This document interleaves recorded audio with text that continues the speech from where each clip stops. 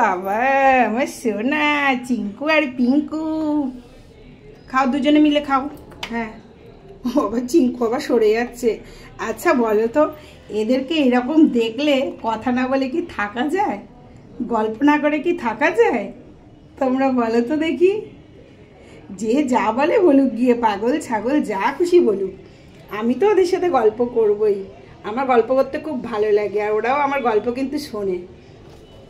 যা, চিঙ্কু চলে গেল। পিঙ্কুকে এখন খাওয়ার জন্য ছেড়ে দিয়ে চিঙ্কু চলে গেল। তুমি খেয়ে নাও, মাছ দিয়ে ভাত মাখা খেয়ে নাও। তুমি খাও, আমি যাই, আমিও খাই, ঠিক আছে? সোনা পিঙ্কু আমার সোনা পিঙ্কু।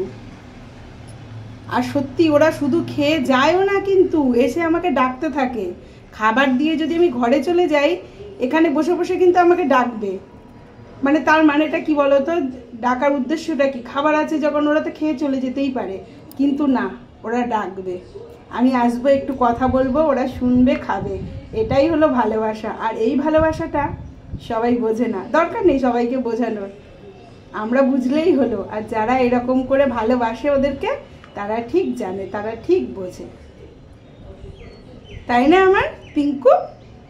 পিঙ্কু পিঙ্কু পিঙ্কু সোনা আমার, পিঙ্কু সোনা। ঠিক আছে, তুমি খাও তাহলে, আমি যাই। হ্যাঁ, আমিও খাই। হ্যাঁ হ্যাঁ হ্যাঁ হ্যাঁ, খাও খাও, সুন্দর করে খেয়ে নাও, গুছিয়ে ভাতটা খেয়ে নাও, শেষ হয়ে গেলে আবার দেবো।